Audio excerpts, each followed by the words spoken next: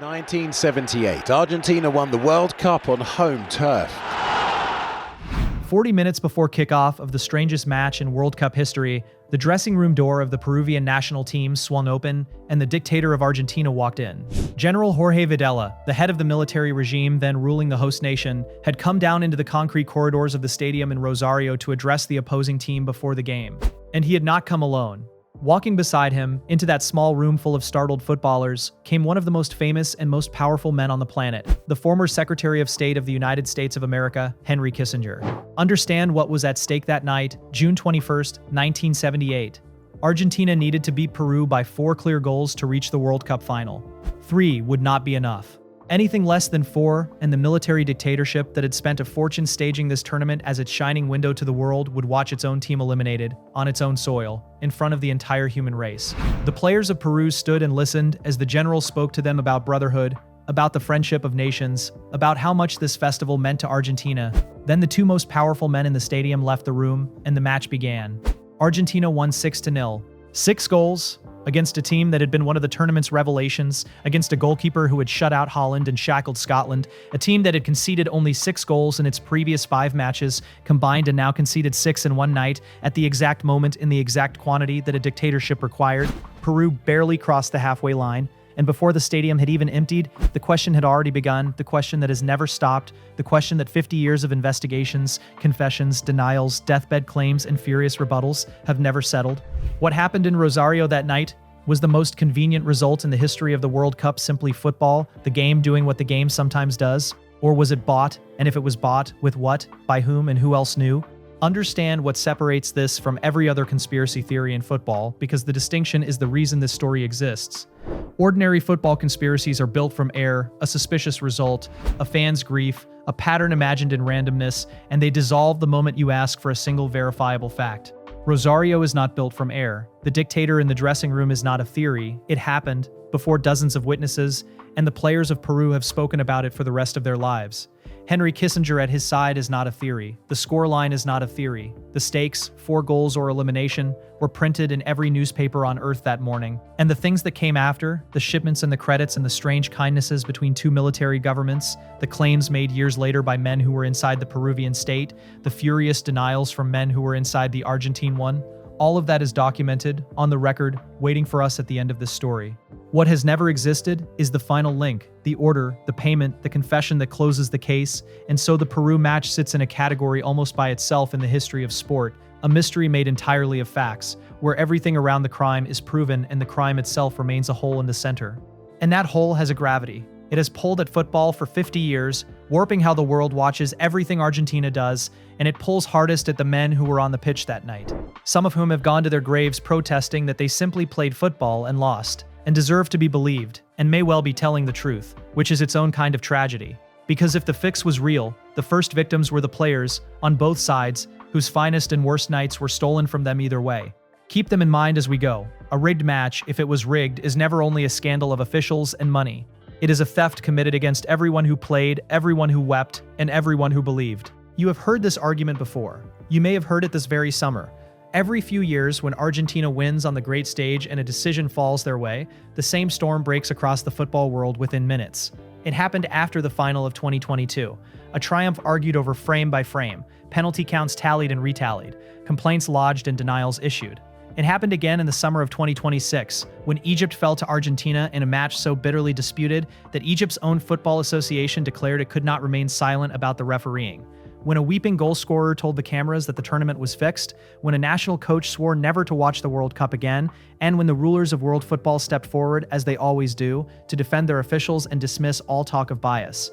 This story takes no side in those modern arguments, and you should be suspicious of anyone who claims to settle them. Refereeing controversies are football's weather. They blow through every tournament and attach to every champion. And the honest answer to most of them is that reasonable people saw the same pictures and disagreed. But notice the shape of the accusation itself. The specific word the world reaches for when Argentina wins. Not lucky, not favored. Fixed. And ask yourself where that reflex comes from. Why this particular nation, alone among football's champions, carries this particular shadow. Why the argument arrives preloaded, as if the world had been rehearsing it for 50 years, because it has. The rehearsal began on that night in Rosario, at the only World Cup in history where the suspicion rests not on a referee's split-second judgment, but on the documented machinery of a dictatorship. This is the story of that World Cup. And by the end of it, you will understand why football has never been able to let that night go. Because the Peru match, incredibly, is not the darkest thing about the World Cup of 1978. It is not even close.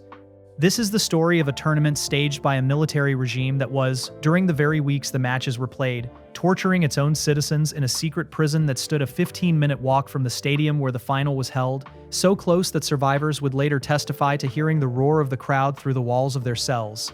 It is the story of the man appointed to organize that tournament, a general who wanted it done modestly and cheaply, and who was assassinated on his way to the press conference where he planned to say so, a murder that has never been solved, whose only practical consequence was to hand the World Cup, and the largest 40 minutes before kickoff of the strangest match in World Cup history, the dressing room door of the Peruvian national team swung open, and the dictator of Argentina walked in. General Jorge Videla, the head of the military regime then ruling the host nation, had come down into the concrete corridors of the stadium in Rosario to address the opposing team before the game.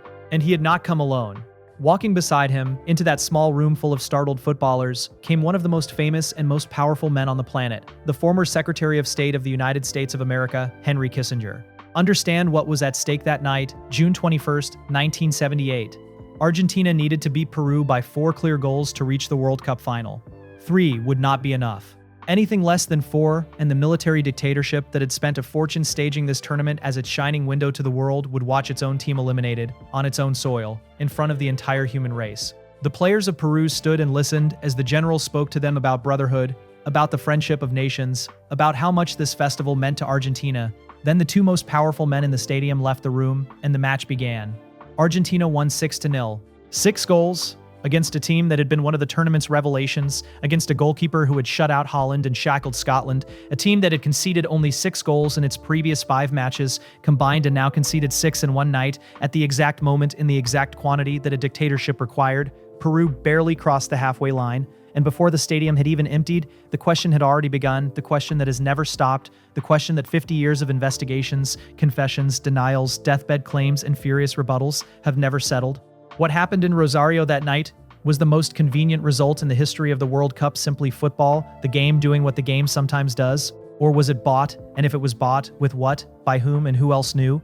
Understand what separates this from every other conspiracy theory in football, because the distinction is the reason this story exists. Ordinary football conspiracies are built from air, a suspicious result, a fan's grief, a pattern imagined in randomness, and they dissolve the moment you ask for a single verifiable fact.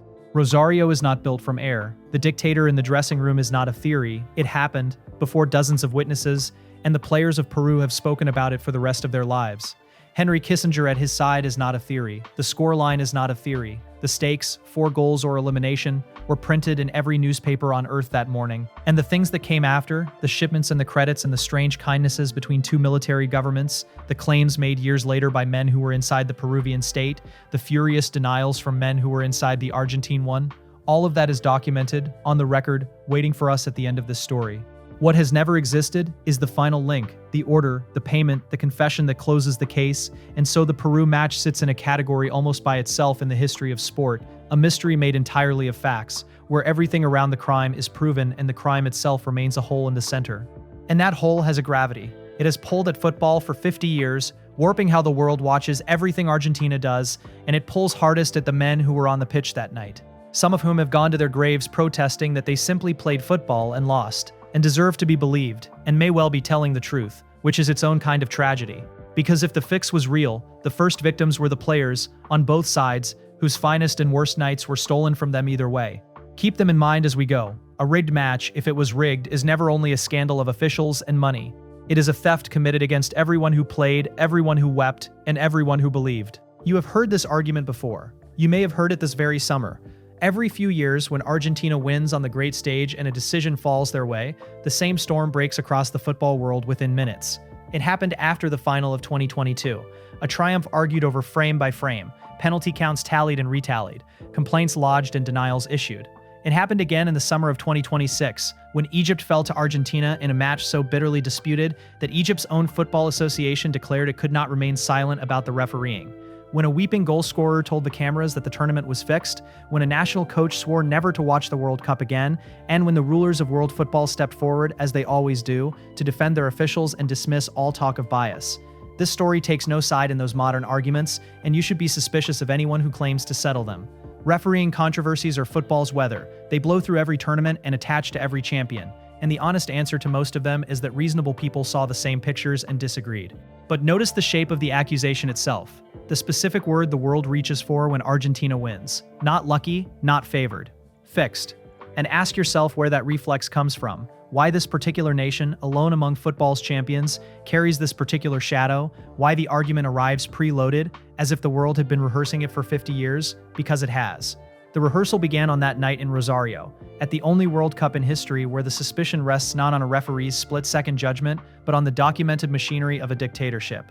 This is the story of that World Cup. And by the end of it, you will understand why football has never been able to let that night go. Because the Peru match, incredibly, is not the darkest thing about the World Cup of 1978. It is not even close. This is the story of a tournament staged by a military regime that was, during the very weeks the matches were played, torturing its own citizens in a secret prison that stood a 15-minute walk from the stadium where the final was held, so close that survivors would later testify to hearing the roar of the crowd through the walls of their cells. It is the story of the man appointed to organize that tournament, a general who wanted it done modestly and cheaply, and who was assassinated on his way to the press conference where he planned to say so, a murder that has never been solved, whose only practical consequence was to hand the World Cup and the largest unwatched river of money in the country to the man standing behind him. And it is the story of that man, the figure at the center of everything you are about to hear, an invisible admiral named Carlos Lacoste, whom no citizen ever voted for, serving a regime no citizen ever voted for, who built the dictatorship's World Cup like a private kingdom, spent a bankrupt nation's money like an emperor, and was rewarded for all of it, at the end, in the way you will find hardest to believe. Not with a prison cell, with thrones. The world of international sport, the machine of unelected power we exposed in our last story, lifted this man into the vice-presidency of FIFA itself, into the membership of the International Olympic Committee, into the innermost club of the men who rule the games of mankind, and for 11 strange days at the end of 1981, this admiral of an unsolved mystery became the acting president of the Argentine nation. So here is the road ahead, and here is my promise about the destination. You will watch a junta of rival barons inherit a World Cup and turn it into the greatest propaganda operation since Berlin in 1936. You will watch a general die on a roadside and an admiral rise from his shadow. You will watch the largest boycott campaign in the history of sport rise across Europe and fail. You will stand with the mothers of the disappeared as they walk their slow circles in front of the presidential palace, holding photographs of their vanished children, while a mile away the stadiums fill. You will hear what the prisoners heard. And then, at the end, we will return to Rosario, to that dressing room and that scoreline, and I will lay on the table every documented fact that 50 years have surfaced about that night, the grain shipments, the unfrozen credits, the testimonies and the confessions and the denials, all of it, and you will judge for yourself what happened. That is the destination. This is the story of the darkest World Cup ever played and of the unelected men who built it. And unelected is the precise word, the word that binds this story to every other story this channel has told. Consider the chain of command above the tournament of 1978 and try to find anywhere in it a single link that answered to any voter on Earth. At the top, a junta that had seized its nation by force, ruling 40 million citizens who had been given no say and would have been disappeared for demanding one. Below it, the admiral running the tournament, an officer whose authority flowed from decree and kinship and faction, never from a ballot. Beside them, the federation that owned the event, FIFA, the parallel kingdom we mapped in our last story, where the rulers answer to no public, no regulator, and no court, and where a man's standing is measured in favors and deliveries. Most of the unelected men we have studied held one of these two kinds of unaccountable power, the states or the games. The World Cup of 1978 is what happened when the two kinds found each other and fused, when the machine with the guns and the machine with the game closed their hands around the same golden object, and the ordinary people of two continents, the tortured and the ticket-buying alike, were simply the terrain on which the partnership stood. And it is worth stating plainly why the partnership formed so easily, because the reason indicts more than one regime. The world of international sport in the 1970s asked exactly one question of a host, the question a landlord asks a tenant: can you deliver? It did not ask what the stadium would be built beside, or what the security services guaranteeing the tournament's safety did with their evenings, or where the money came from in a bankrupt state, or where it went. Deliver the stadiums, deliver the order, deliver the broadcast, and the game's rulers would ask nothing further, would in fact go out of their way to know nothing further, because knowledge creates obligations and ignorance creates none. A dictatorship, it turns out, is very good at delivering. A state that controls every lever of a nation can deliver like no democracy on earth, and the men who ruled world football understood that perfectly and priced it accordingly, and the tournament you are about to watch being built is what their arithmetic produced. To understand what the World Cup of 1978 actually was, you must first understand the country that staged it, and the government that had seized that country 2 years before the tournament began. On March 24, 1976, the armed forces of Argentina overthrew the civilian government and took power as a junta, a committee of the 3 service commanders, the Army, the Navy, and the Air Force, with the Army's general, Jorge Rafael Videla, as its public face. The generals called their project the Process of National Reorganization, and they presented themselves to the world as reluctant surgeons, sober men who had stepped in to save a chaotic nation from terrorism and collapse. What they actually built, behind that language, was one of the most systematic machines of state terror the Western Hemisphere has ever seen. The method had a name that the world would come to know, and the name itself was part of the method. People disappeared, not arrested, not charged, not tried. Disappeared. The knock came at night, or the unmarked car pulled up in daylight, and men without uniforms took a person away, and from that moment the person ceased, officially, to exist. The state denied holding them. The courts could find no record of them. In reality, the disappeared were taken to secret detention centers, hundreds of them scattered across the country, hidden inside army bases and police stations and ordinary buildings on ordinary streets, and there they were interrogated and tortured, and from there, in thousands upon thousands of cases, they were killed, their bodies buried in unmarked graves, or, in the practice that has become the darkest emblem of the era, drugged and taken aboard aircraft and dropped, still alive, into the sea. By the time the dictatorship fell, human rights organizations would estimate that as many as 30,000 human beings had been swallowed by this machinery. The world would learn a new Spanish word from Argentina in these years: desaparecido, the disappeared one. What made the system uniquely cruel, crueler in its way than open killing, was the fog it manufactured around the families of the taken. A death can be mourned, a disappearance cannot even be named. The mothers and fathers of the vanished live suspended between hope and grief, filing petitions that no court would hear, standing in lines at ministries whose officials consulted lists that contained nothing, because the whole apparatus had been designed so that the lists would contain nothing. The denial was not a cover-up bolted onto the crime. The denial was the crime's very method. And it was against this fog, in April of 1977, 14 months before the World Cup kicked off, that a handful of middle-aged women did something so simple it broke the design. The mothers of the disappeared began to walk, together, in slow circles, around the Plaza de Mayo, the great square in front of the presidential palace in the heart of Buenos Aires, wearing white headscarves and carrying photographs of their children, asking, in silence, the one question the state could not answer: where are they? The regime called them madwomen and hoped the world would look away. Hold those women in your memory, walking their circles through 1977 and into the World Cup spring, because they are marching straight toward this story. In June of 1978, the world's press corps would descend on Buenos Aires in the thousands to cover a football tournament, and some of those journalists, wandering a few blocks from their hotels on a quiet Thursday afternoon, were going to find the women in the white headscarves still walking, and one of the great collisions of this entire story would occur, the collision between the picture the regime was broadcasting and the question it could not answer. But to understand the World Cup, you must understand one more thing about this regime, something that outsiders rarely grasp at the time and that explains almost every strange event in this story, including perhaps a murder. The junta was not a monolith. It was a coalition of 3 armed tribes, the Army, the Navy, and the Air Force, who distrusted one another nearly as much as they hated their enemies, and who had divided the Argentine state among themselves like conquered territory. Ministries were parceled out by service. Provinces were parceled out by service. Even the machinery of repression was parceled out, each branch running its own intelligence networks, its own secret prisons, its own operations, in a grim internal competition. Beneath the junta's stern public unity, Buenos Aires in those years was a court of rival barons, circling one another, building power bases, positioning for the succession, and any prize that entered the system, any budget, any ministry, any project, immediately became an object of tribal contest. Remember this: in the Argentina of 1976, the World Cup was not merely a festival being planned, it was territory being fought over, by men whose profession was fighting, in a state where the losers of internal contests had been known to stop appearing at meetings, and then to stop appearing at all. And of all the barons at that court, the most dangerous was the master of the navy, and his shadow lies across this entire story. Admiral Emilio Massera, the Navy's member of the ruling junta, was by broad agreement the most ambitious man in Argentina, a silver-haired magnetic figure who saw the dictatorship not as a grim duty, but as a ladder.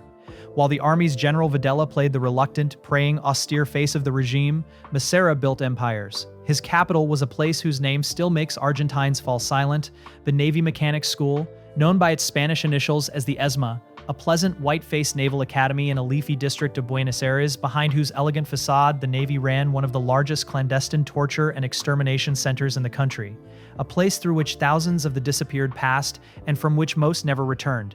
Massera ran it with a refinement of cruelty that stood out even in that company, and he ran it while dreaming of the presidency itself, of refashioning himself one day as a popular political leader, which meant he understood, exactly as the propagandists of Berlin had understood, that the World Cup was the greatest political stage his country would ever erect. One documented practice from inside his fortress tells you everything about the man and the moment.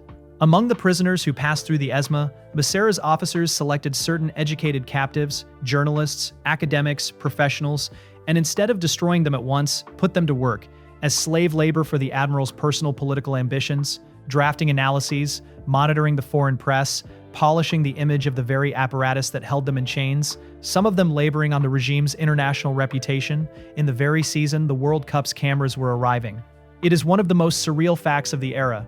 Prisoners of a secret torture center conscripted into public relations, and it collapses the distance between the two Argentinas this story keeps holding side by side. The regime did not merely run the spectacle and the terror in parallel. At certain points, in certain rooms, the terror was staffing the spectacle. Seen from that angle, the Navy's grip on the World Cup takes on its true shape. The tournament was not, for Massera's service, a patriotic chore. It was a piece of the admiral's personal architecture of ambition, the stage on which a future ruler of Argentina intended one day to stand, and the Navy's determination to control it, its money, its glory, its cameras, was as serious as anything else that fearsome institution undertook in those years. Which brings us, at last, to the officer the Navy placed at the tournament's heart and to the question of how the Army's grip on it was broken. Because the original arrangement, as we are about to see, put an Army general in command of the World Cup with a Navy man at his elbow, a treaty between tribes over the most glittering prize in the country. And treaties between armed barons in the Argentina of 1976 had a way of being renegotiated by means that no minutes ever recorded. Hold the location of his fortress in your mind, because the geography of this story is its most terrible fact. The ESMA stood roughly 1 kilometer, a 15-minute walk, from the great riverside stadium where, in June of 1978, the World Cup final would be played. The two buildings shared a neighborhood, a skyline, an afternoon breeze. Survivors of the ESMA would later testify to what that meant, and their testimony is waiting for us further down this road. Now, the tournament itself, Argentina had not seized the World Cup, it had inherited it. The hosting rights had been awarded far back in 1966 by the FIFA of an earlier age to an Argentina that no longer existed, and in the decades since, the country had spun through coups and counter-coups, the return and death of Perón, guerrilla war and inflation and chaos, while the tournament sat on the calendar like an appointment made by a dead man. When the junta took power in March of 1976, the World Cup was 27 months away, and the generals faced a genuine decision. The country was bankrupt. The war on subversion was at its height. Voices inside the regime argued that the tournament was a frivolous burden, an indefensible expense, a security nightmare. It could be handed back. Another country could host it. The junta decided otherwise, and the reasoning was not about football. The generals understood, as clearly as any propaganda ministry in history has understood anything, what the World Cup actually was. Satellite broadcasting had come of age. Color television was sweeping the living rooms of the planet, and the tournament of 1978 would pour its pictures, live and in color, into more homes in more countries than any sporting event in human history to that point, a month in which the attention of the entire human race would flow through a single country. Argentina's new rulers were already feeling the sting of exile campaigns and human rights reports, the first international whispers about the disappeared, and they grasped that they were being offered a weapon that operated below words entirely: pictures. A month of sunshine and full stadiums and weeping, embracing, ordinary Argentine joy delivered directly into the eyes of the world, unmediated by any editor the regime did not control. Foreign journalists would come by the thousands and find clean streets and smiling crowds. General Videla would stand in the tribune of honor and hand the golden trophy to somebody, and hundreds of millions would watch him do it, and the picture would say what 1,000 denials could not. It had been done before, and every man in that junta knew the precedent, because we spent time with that precedent one story ago. Berlin, 1936. The regime that stages the games writes the story the world receives. The colonels and admirals of Buenos Aires were students of that lesson, and they intended to apply it. And if you have ever wondered whether such imagecraft actually works, whether a month of football can really launder years of terror, the answer of 1978 is quietly chilling, and you can test it on yourself. Summon what you know of that tournament. If you are a football person, the images arrive at once, the storm of ticker tape falling like snow through the floodlights, the blue and white shirts swarming, the captain lifting the golden trophy amid the confetti, one of the most beautiful spectacles the game has ever produced, endlessly replayed in every montage of World Cup history ever cut. The pictures survived. The pictures won. What did not arrive at once, unless you already knew this story, is what stood a 15-minute walk from that confetti and what was being done there, that same month, to human beings whose names have no highlight reel. For a generation, the world kept the pictures and lost the context, exactly as the junta wagered it would. This is worth absorbing before we watch the machine being built, because it is the deepest lesson the unelected men of this series keep teaching, from the propaganda pioneers who opened our catalog to the shoe salesman who preceded this story. Attention is not neutral. A great spectacle does not merely entertain the world. It formats the world's memory, deciding which images will be summoned forever and which facts will require, 50 years later, a 2-hour documentary to reunite with them. The junta of Argentina understood this with total clarity and staked a bankrupt nation's treasury on it and won the wager so completely that you, watching now, half a century later, almost certainly carry the confetti in your mind and did not carry the cells. That asymmetry was manufactured. It was designed, budgeted, and built, on schedule and over budget, by the men this story is about, and the chief engineer of the asymmetry is waiting for us. A few minutes ahead, in an office with a river of unwatched money flowing through it. And here this story docks, precisely, into the one we told before it. Because the FIFA that Argentina answered to in 1976 was the brand new FIFA of João Havelange, 2 years into the reign that a German shoe salesman's machine had helped to purchase, and the interests of that new FIFA aligned with the junta's interests like gears engaging. The World Cup of 1978 would be Havelange's first as president, the maiden voyage of the commercial empire being assembled around the tournament, staged on his own continent, before his own constituency. A cancellation, a relocation, a shambles of any kind would have been a catastrophic humiliation at the exact moment the new order was consolidating its power and its money. Havelange did not need Argentina to be free. He needed Argentina to be ready, and when the question of the regime's nature was raised, as it was raised insistently by exiles and journalists and human rights organizations throughout the buildup, the president of world football answered with the studied indifference that would define his quarter-century of rule. The doctrine that sport and politics inhabit separate universes, that FIFA's concern was stadiums and schedules, and that what a host government did with its own citizens, in its own buildings, on its own nights, was no business of football's. It was the same deliberate blindness we watched being institutionalized in Zurich and Landersheim, not a failure of the system but a feature of it, and in 1978 it received its first great field test. A regime that tortured within earshot of the stadium, and a federation that had organized itself never to hear.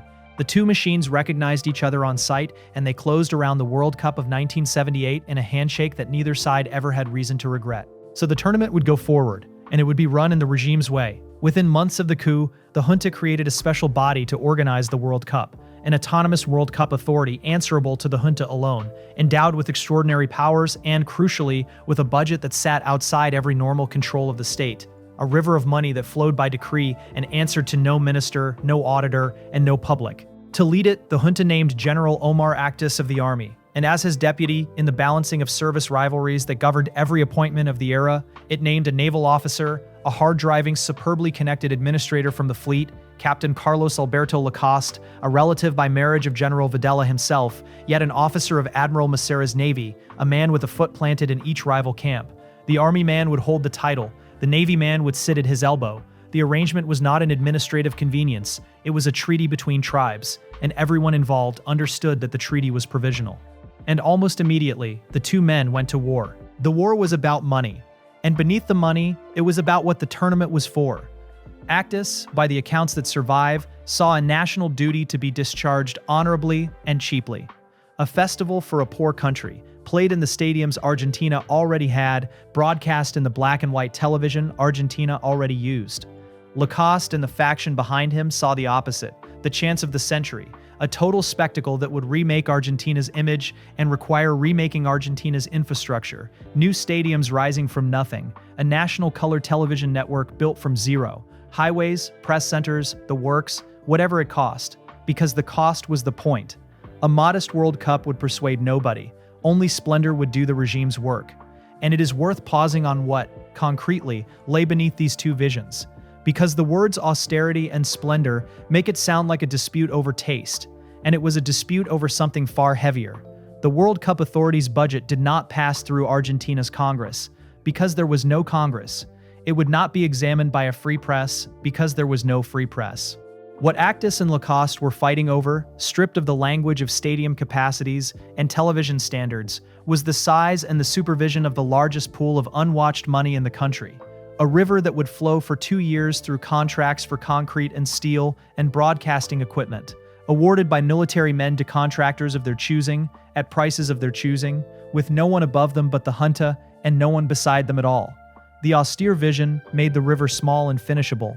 The maximal vision made it an ocean. The two visions could not coexist, and the collision was coming, and everyone in the World Cup authority knew that the general was preparing to settle the argument in public, at a press conference, by announcing the austere tournament as settled policy. He never held it.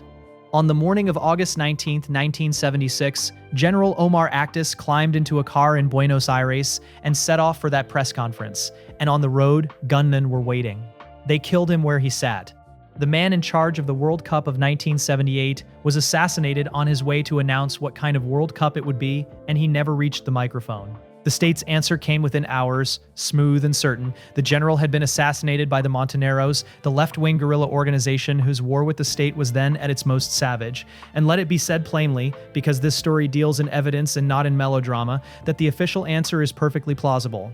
The guerrillas were killing servants of the regime that year, soldiers and policemen and officials, and a general in charge of the junta's showcase project was exactly the kind of target their war logic selected. It may well have been them. History is under no obligation to be sinister, but it must also be said, because the historians of this tournament have never stopped saying it, that the murder of Omar Actis is wrapped in details that refuse to lie flat. The timing, hours before the austerity plan became irreversible public policy.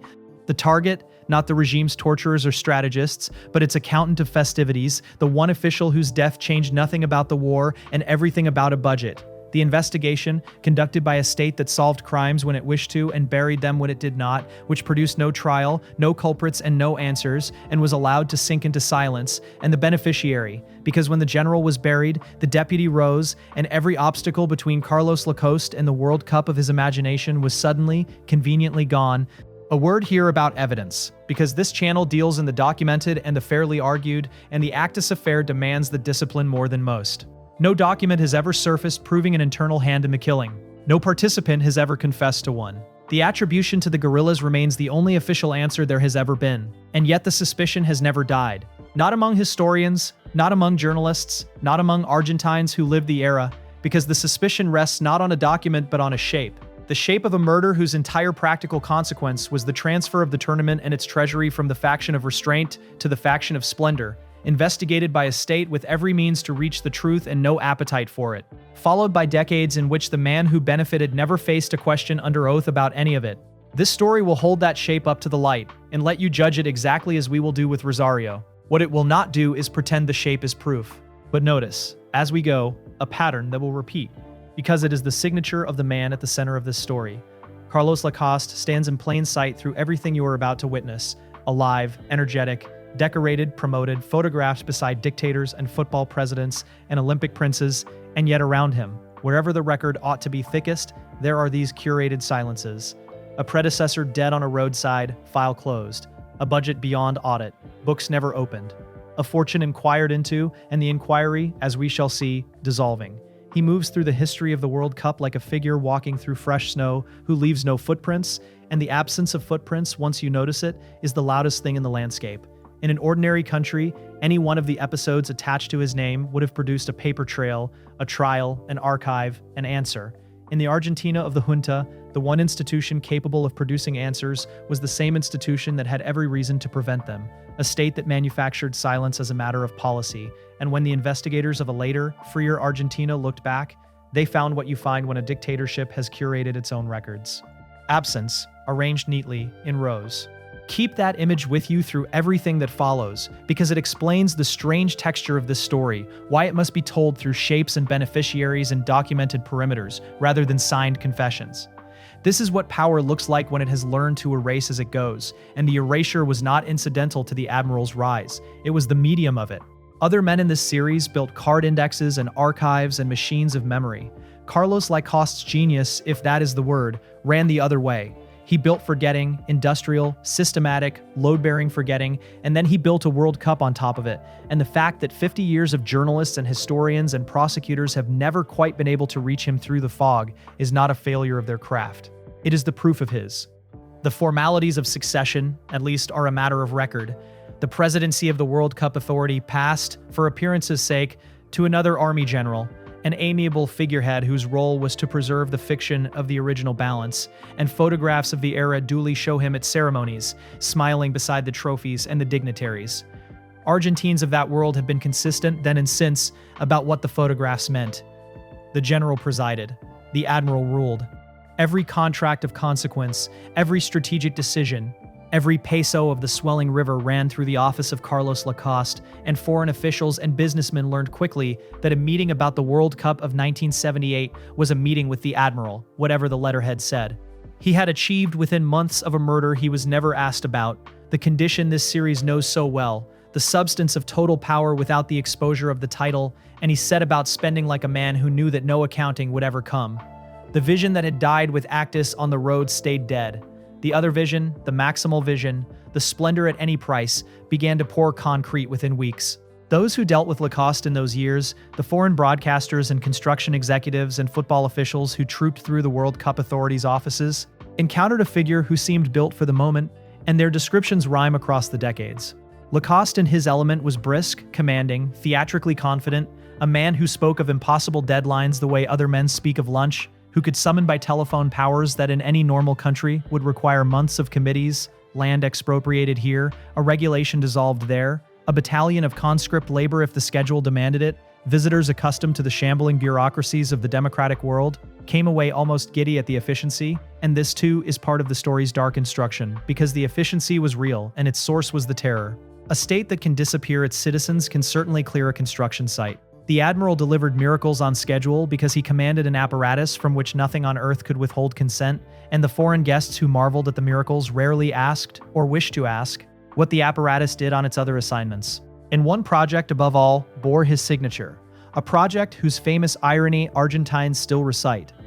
To carry the tournament to the world, the regime built from nothing a national color television enterprise, a gleaming broadcast center in the capital stuffed with the most advanced equipment money could import, at a cost that swallowed a fortune by itself. The pictures it produced would flow out through the satellites in perfect color to Europe and Asia and the wider world, the sunshine, the ticker tape, the joy, all of it radiant. But ordinary Argentines themselves would watch their own World Cup in their own homes, overwhelmingly in black and white because the color sets remained beyond the reach of a population being ground down by the regime's own economics. It is difficult to invent a cleaner emblem of the entire enterprise. The color was for export. The country that paid for the spectacle received the gray copy, and the difference between the two pictures, between what the world was shown and what the nation lived, is in a sense the whole subject of the story you are hearing. And so, as 1976 turned to 1977, two great construction projects rose in Argentina side by side.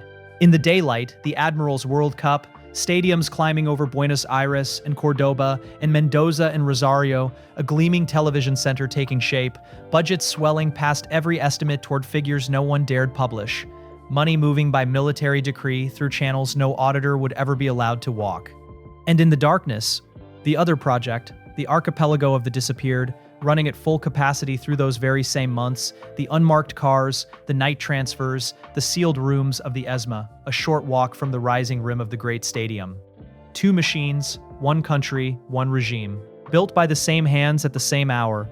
The world could see only one of them, but not everyone abroad was content to look where they were pointed.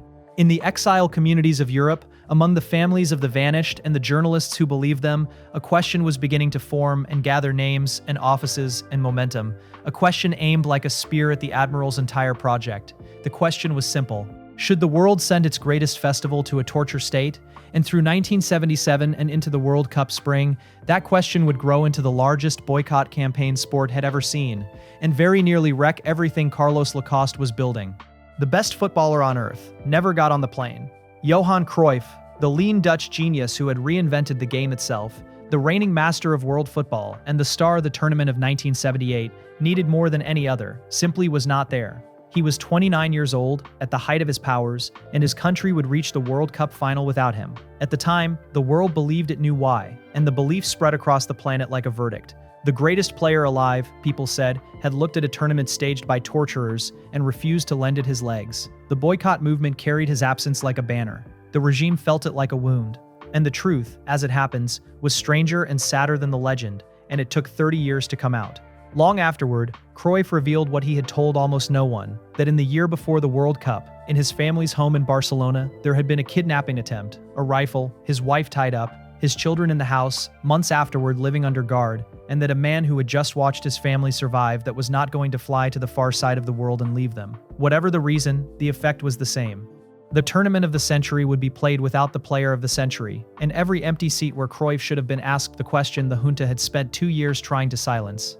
To grasp what that absence cost the regime, you have to understand what a propaganda tournament actually needs.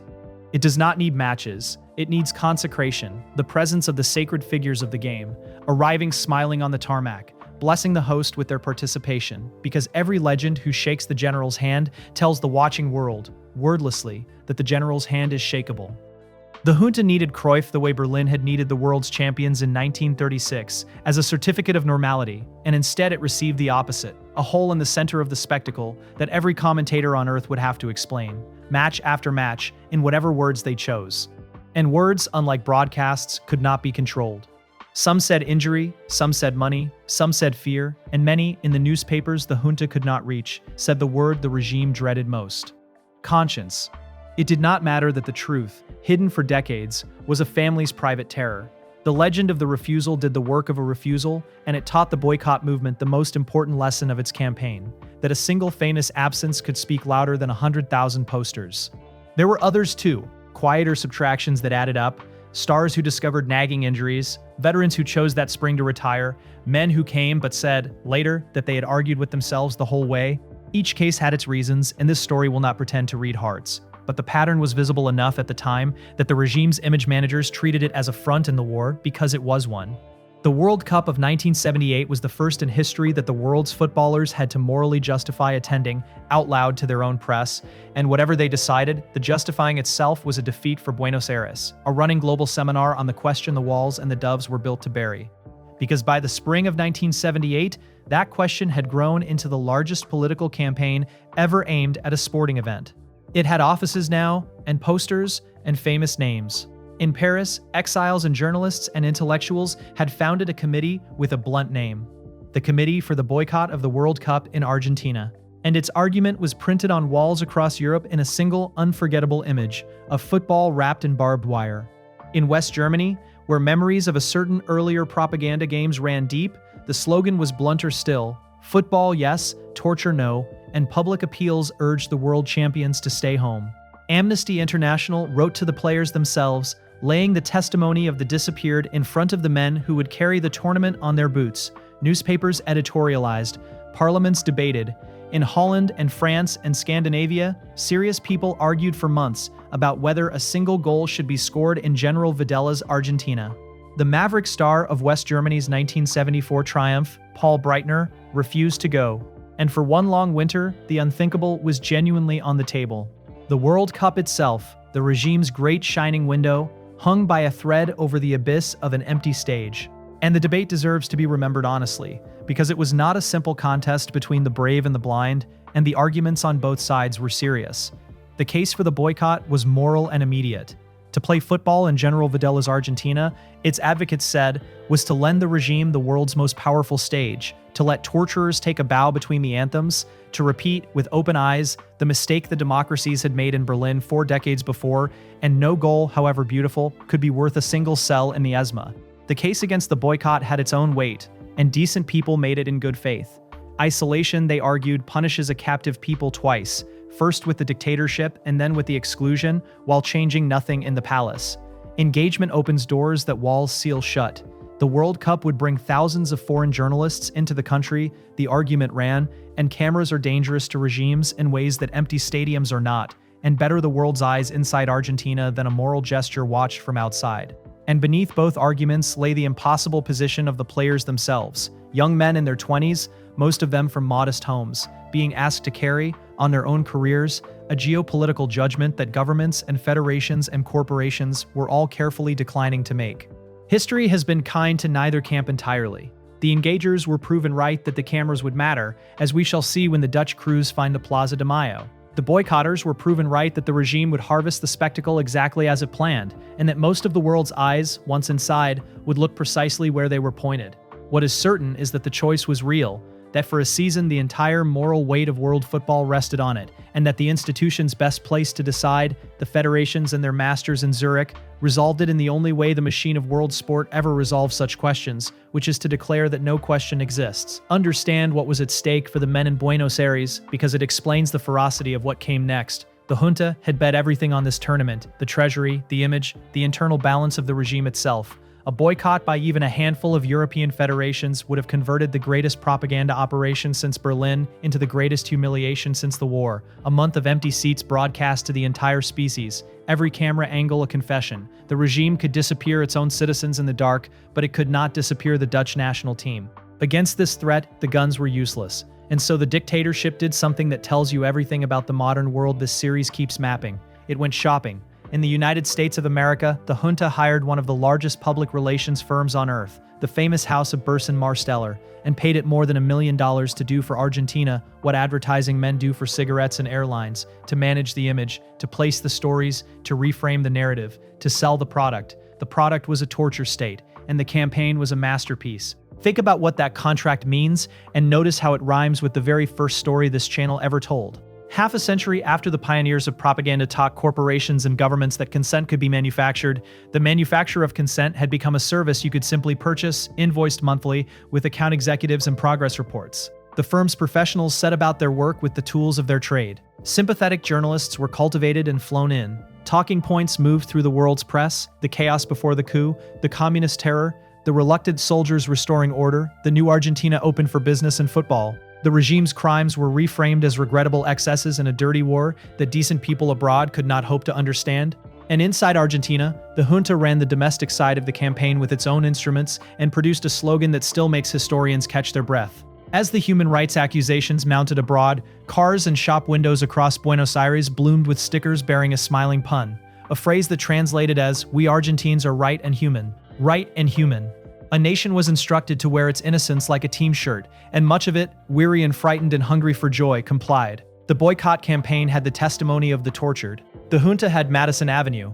It was, in the purest sense this series has ever encountered, a war between truth and marketing, fought over a football tournament, and marketing won. It is worth pausing to understand why it won, because the answer is structural, and it has not changed. The boycott campaign was armed with testimony, and testimony is slow. It asks the audience to read, to imagine, to believe survivors describing things the mind resists, and it arrives through channels, pamphlets, hearings, small newspapers that reach thousands. The junta's campaign was armed with images and access, and images are instant. A smiling crowd requires no translation, a gleaming stadium refutes an affidavit in a quarter of a second of screen time, and the junta's images would arrive through the largest broadcast channel in human history, pre-sold into every television market on the planet. The contest was never even, and the asymmetry was reinforced by money already spent because the world's broadcasters had bought their rights, the sponsors had bought their exclusivities through the machine we know from Lucerne, the advertisers had booked the month, and an entire commercial ecosystem now had a 9-figure interest in the tournament proceeding smoothly and looking wonderful. Nobody in that ecosystem needed to be persuaded to ignore the ESMA. Their invoices had already persuaded them. And notice, finally, the lineage. The techniques the junta purchased in New York were the direct descendants of the ones Edward Bernays had pioneered half a century earlier. The engineering of consent, the substitution of association for argument, the discovery that publics are moved not by facts but by frames. Bernays sold cigarettes as freedom and a coup in Guatemala as liberation.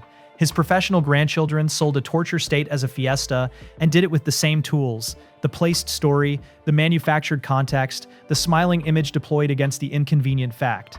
This channel began with the man who invented that trade. It has now arrived at one of the darkest contracts the trade ever executed, and the through line matters because the World Cup of 1978 was not an aberration in the history of modern persuasion. It was a showcase of it, the state of the art, performing at scale, with the whole species as the target audience. It won for many reasons, but one of them deserves its own moment. Because it is among the strangest facts of the entire era. The guerrillas declared a truce. The Montoneros, the armed revolutionary organization whose war with the state had drenched Argentina in blood, whose bombs and kidnappings had been the regime's justification for everything, announced from exile that they would not attack the World Cup. The spectators, they promised, had nothing to fear. The fiesta of the people would not be spilled. They would fight their war with communiques and clandestine broadcasts while the tournament played, but the stadiums would be safe, and they kept the promise. Sit with the surrealism of that for a moment. The junta wanted the World Cup to proceed so the world would look at Argentina. The guerrillas wanted the World Cup to proceed so the world would look at Argentina. The torturers and the tortured, the hunters and the hunted, the state and its mortal enemies. All of them arrived at the same conclusion, that the show must go on. Each side convinced the cameras would serve their cause. In the entire country, it can seem in retrospect, the only people who truly wanted the tournament stopped were the mothers walking their circles in the Plaza de Mayo and the exiles postering the walls of Paris, the ones with nothing left to win but the truth. But the truce, such as it was, ran in one direction only, and this is the fact that strips the strangeness of its last trace of comedy. The guerrillas held their fire against the tournament. The state did not hold its fire against anyone. Through the buildup and through the World Cup itself, the machinery of disappearance kept running at full operational tempo, and by some accounts ran harder because the regime treated the tournament as both a deadline and a cover. The approaching cameras were a reason to sweep the streets of anyone who might speak to a foreign journalist, and the roar of the fiesta was a sound that swallowed the noise of the night operations. Militants, sympathizers, relatives, students, union men, people whose only crime was appearing in the wrong address book, were taken before the cameras arrived and while the matches played, and the cells of the secret centers were as full during the group stage as they had ever been. The World Cup did not pause the terror. In the regime's logistics, the World Cup organized it, gave it a calendar, a perimeter, a soundtrack. There is a bitter footnote that Argentine historians attach here. The exiled guerrilla leadership, holding press conferences in Europe during the tournament, sought to harvest the world's attention for their cause, and instead discovered what the junta had understood from the beginning, that the world's attention, once captured by football, was not transferable. The journalist asked about Kempes. The communiques went unread. Everyone in this story who believed the great broadcast could be borrowed for their own message, the guerrillas, the boycotters, even in the end the regime itself, would learn the same lesson in different ways. The spectacle serves the spectacle. It consumes whatever is fed into it, grief and glory alike, and returns only images of itself, and the men who profit are never the ones with a message. They are the ones with the concession. We met them in Lucerne. We will meet them again at the end of this story, opening their doors to the Admiral. And above them all, serene in Zurich, stood the Federation. And the Federation never wavered for a moment. The FIFA of João Havelange treated the boycott campaign as noise beneath its notice, restated its doctrine that sport and politics do not mix, and let it be known that the World Cup of 1978 would take place in Argentina as scheduled, full stop. There would be no relocation, no inquiry, no conditions. The machine we mapped in our last story held the line for its partner regime with perfect institutional calm, and the European federations, whatever their parliaments debated, fell into line one by one, because federations answer to the machine and not to parliaments. By the spring, the boycott was dead. Every qualified nation would come. The greatest political campaign ever aimed at a sporting event had crashed against the simple granite fact this channel keeps rediscovering, that world sport answers to nobody, and the men who rule it had decided. The stage would be full. The Admiral would have his show. And the show would have a guest of honor whose presence completed the legitimation. A figure we have already glimpsed in a dressing room doorway and must now properly introduce, because his role in this story is stranger and heavier than a cameo. Henry Kissinger arrived at the World Cup of 1978 as a private citizen, out of office for more than a year, traveling as what he genuinely was, one of the most passionate football enthusiasts American public life has ever produced. He came as the personal guest of the regime, was received by General Videla with the honors of a visiting head of state, sat beside the generals in the tribunes, toured the country, and spoke warmly to the press about the marvelous organization of the tournament and the greatness of the Argentine nation. For the junta's image campaign, no purchased advertisement could compare. Here was the most famous diplomat on earth, the Nobel laureate, the architect of American foreign policy, beaming beside the president the exiles called a murderer, and every photograph said what Burson Marsteller could only draft. The serious world approves. What the photographs could not say, because it lay sealed in classified files, was what the record of an earlier meeting would reveal when the archives finally opened decades later. In the first months after the coup, while Kissinger still held office as Secretary of State, the junta's foreign minister had come to him anxious about the growing outcry over human rights, and the declassified American memoranda of those conversations record the essence of the guidance he received, that the United States understood the regime's situation, that it wished its success, and that if there were things that had to be done, they should be done quickly, before the world's protests gathered force. Historians have argued ever since about weight and intent, and this story reports the record rather than the readings of it. But the record is the record. The man smiling in the tribune of honor at the Torture States World Cup was the same man whose department, at the hour of the terror's birth, had counseled speed. Keep him in the frame. In a few days' time, this private football fan will walk with the dictator into the Peruvian dressing room in Rosario, and the question of what his presence meant there, that night of all nights, will become part of the mystery this whole story exists to weigh. And what a show he had built. As the tournament approached, the scale of what Carlos Lacoste had spent finally began to leak out of the fog, and even hardened men inside the regime were staggered. The World Cup that General Actis had died proposing to stage for tens of millions of dollars had swelled, under the Admiral, into an undertaking eventually reckoned at some 700 million, a figure without precedent in the history of the tournament, a multiple of anything any host had ever spent, poured out by a country that could not pay its debts, where inflation was devouring salaries and the regime's own economic program was grinding the population into austerity. 3 brand new stadiums had risen from bare earth, 2 more rebuilt almost from scratch. The gleaming color television center had been stuffed with the most advanced broadcast equipment money could import, highways, press hotels, airport works. The bill climbed and climbed, and the regime's own finance ministry, the free market technocrats running the austerity program, protested in fury at the black hole in the middle of their books. The Admiral outranked them all, in the only currency that mattered. The economy minister could write memoranda. Lacoste had the junta, the navy, and the president's family behind him, and the concrete kept pouring. Argentines coined a bitter joke in those months that the country was hosting the World Cup the way a starving family hosts a wedding, and the joke concealed the darker question that no newspaper dared print, the question of how much of the river had reached the stadiums at all, and how much had simply vanished into the fog around the man with no footprints. Hold that question. It has an appointment with a scandal, a few years ahead. The construction race itself became a piece of national theater, and the theater tells you how the Admiral's system worked.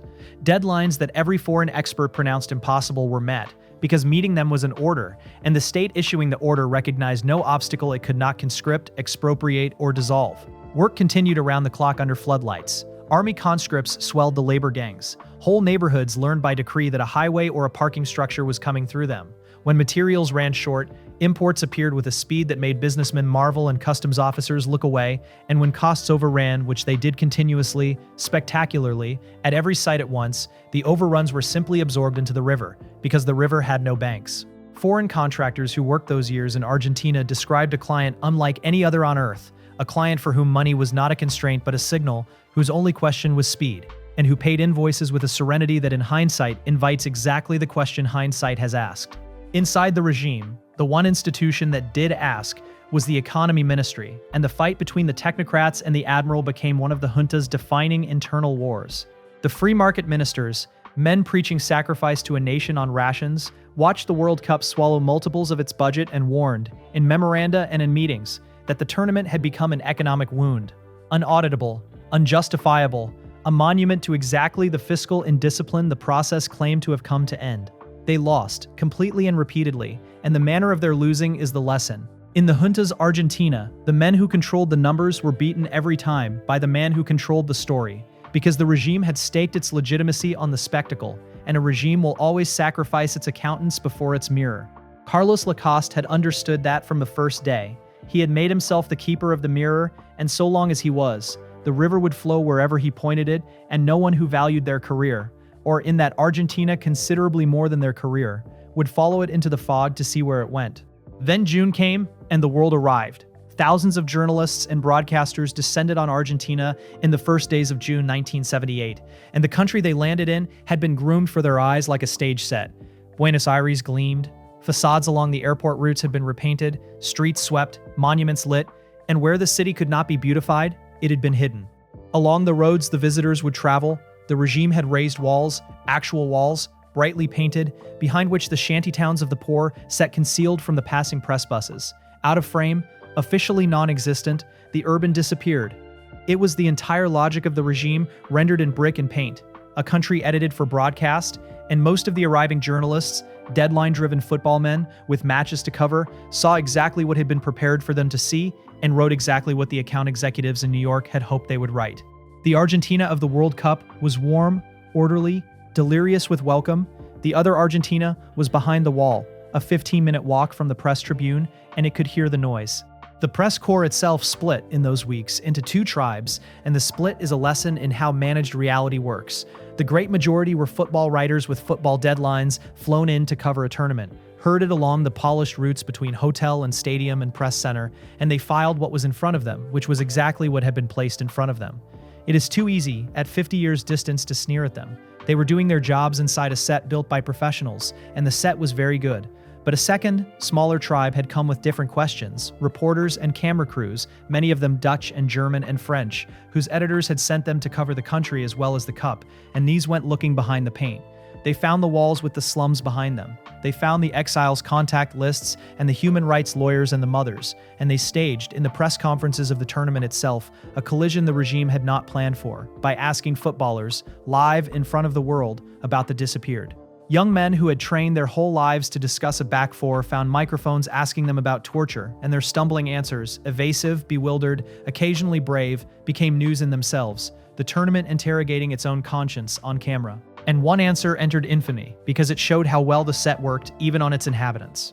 The captain of West Germany, one of the most respected professionals in the sport, told reporters in substance that he had seen no political prisoners in Argentina, that the country seemed to him a place where order reigned, and the remark traveled around the world in hours and has followed him ever since, quoted in every history of the tournament as the perfect specimen of manufactured blindness.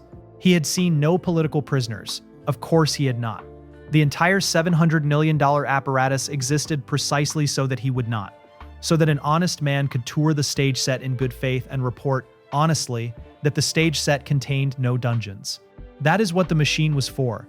The captain was not lying. He was quoting the scenery, and the scenery had cost more than any scenery in the history of sport, and somewhere behind it, a 15-minute walk from his hotel, the cells were listening to the same match he was.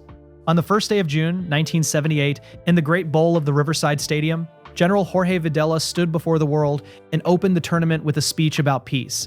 He spoke of a World Cup celebrated under the sign of peace, of friendship among men and nations, and white doves were released in their thousands into the winter sky over Buenos Aires, while the cameras of the planet carried the pictures to hundreds of millions of living rooms.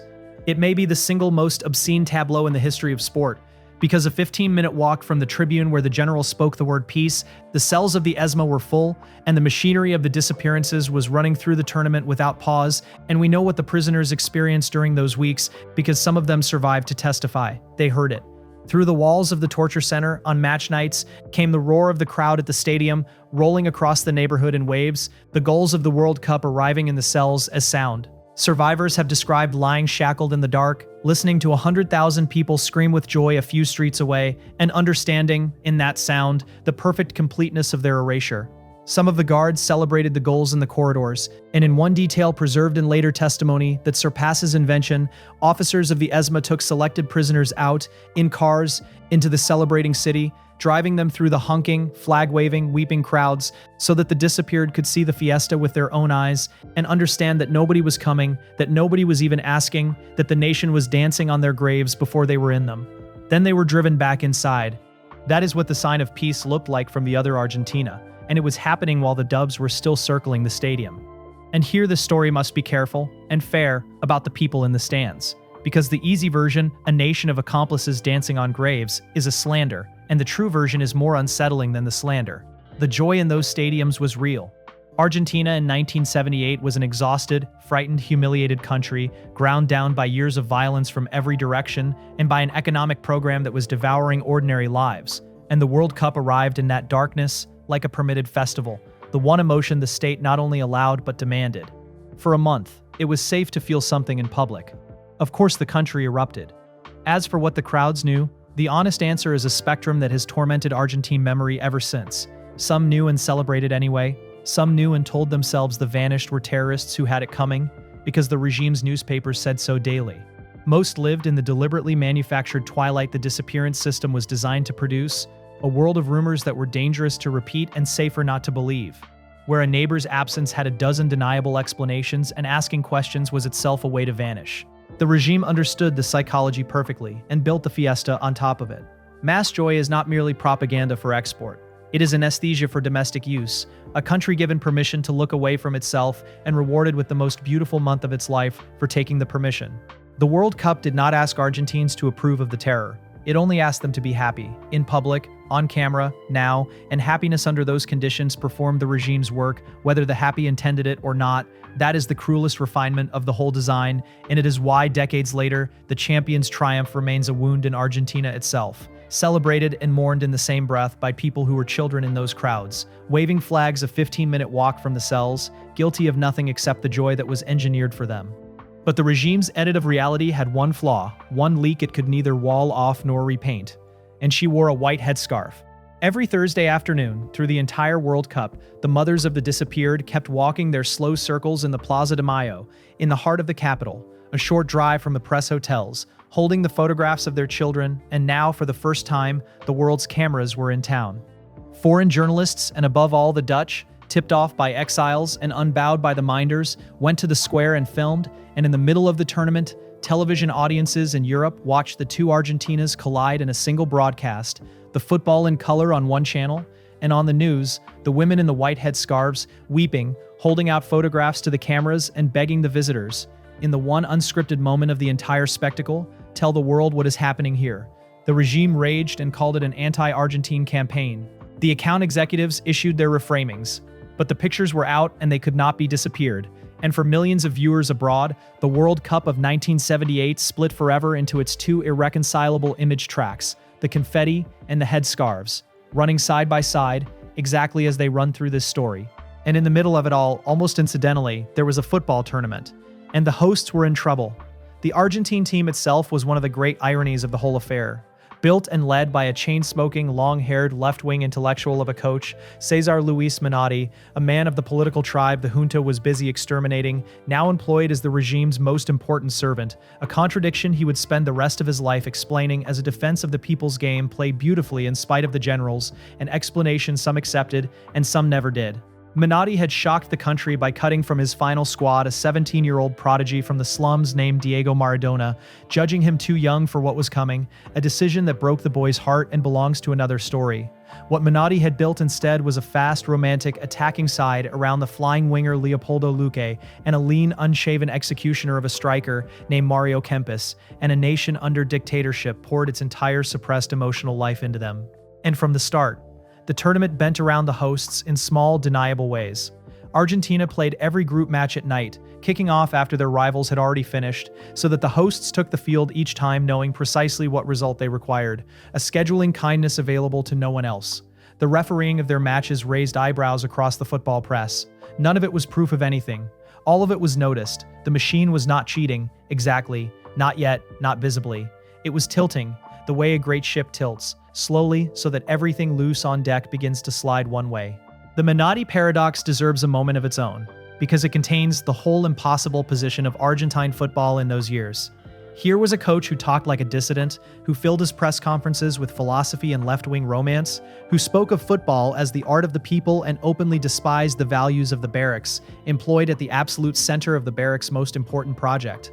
Menotti would argue, for the rest of his life, that his team was a form of resistance, that playing beautiful, joyful, attacking football was a way of showing the country its own true face, everything generous and creative that the regime was crushing, and that abandoning the national team would have surrendered even that to the colonels. His critics answered that whatever he told himself, the regime harvested every drop of the beauty, that a dictatorship does not care why the crowd is singing so long as it sings, and that the coach's philosophy amounted to hanging a garland on the tank. Both things can be true at once, and in Argentina they still are, argued in the same cafes 50 years on. The tournament put every participant into some version of Menotti's trap, the player, the journalist, the fan, the ball boy, all of them lending life to a machine they had not chosen and could not stop, each drawing their own line of conscience in private, and the impossibility of clean hands in a captured country is one of the deepest things this story has to teach. As for the players, they carried a weight that no squad before or since has quite known. They were young men, most of them apolitical in the way of athletes everywhere, sealed by Menotti inside a training camp bubble and fed the regime's newspapers, and they have said since, believably, that they understood little of what the state was doing in the dark. What they understood was the other pressure, the one no bubble could keep out, that a terrorized nation had been permitted exactly one dream this decade, and they were wearing it, that the generals would be in the tribune, that failure was unthinkable in a country where the word unthinkable had teeth. Win, and they would give a suffering people the only pure joy on offer. Win, and they would hand a dictatorship its masterpiece. Both, always both, with every goal. Then, for one night, the tilt failed. In their final first-round match, in front of a delirious home crowd, Argentina met Italy, and the Italians, cynical and brilliant, won by a single goal, and the defeat detonated the entire architecture of the draw. By finishing second in the group, Argentina were ejected from Buenos Aires, away from the great Riverside Stadium, and exiled for the second round to the provincial city of Rosario. And the second round of that World Cup, you must understand, had a peculiar shape. There were no semi-finals. The 8 surviving teams were split into 2 groups of 4, and the winner of each group went directly to the final, every match a knife fight of arithmetic. Argentina's group contained Poland and Brazil, the ancient rival, and one more team, the tournament's charming surprise, a quick, gifted, entertaining side from Peru, led by a goalkeeper of theatrical brilliance named Ramon Quiroga, who had been born, of all places, in Rosario, Argentina.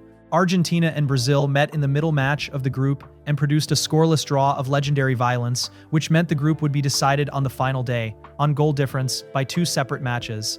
And here the schedule performed its most famous kindness of all. Brazil played first, in the afternoon. Argentina played Peru at night. On the afternoon of June 21st, 1978, Brazil beat Poland 3-1 and finished their campaign, and the mathematics of the group crystallized into a single staring number. To reach the final, Argentina would kick off that evening knowing they had to beat Peru by 4 clear goals. 4, or the World Cup that had cost $700 million, a murdered general, and the moral silence of the entire football world, would end with the host nation eliminated and Brazil in the final. Brazil's players and officials said out loud what everyone was thinking, that no team should ever take the field already knowing exactly what it must do, and they demanded the matches be played simultaneously, and were refused. So the afternoon ended, and the evening came, and 100 nations settled in front of their televisions, and in the city of Rosario, the stadium filled beyond its limits with a noise that people who were there describe as something physical, a pressure on the chest. In the home dressing room sat Menotti's men, carrying the entire psychic weight of a wounded, dreaming, terrorized country. And in the away dressing room sat the players of Peru, 40 minutes from kickoff, adjusting their boots and their nerves for the biggest match of their lives, when there was a commotion in the corridor, and the door swung open. You already know who walked in because you were there with them at the very beginning of this story. The dictator of Argentina, and beside him, Henry Kissinger. What you do not yet know is everything else. What the general actually said in that room and the words the Peruvian players carried for the rest of their lives.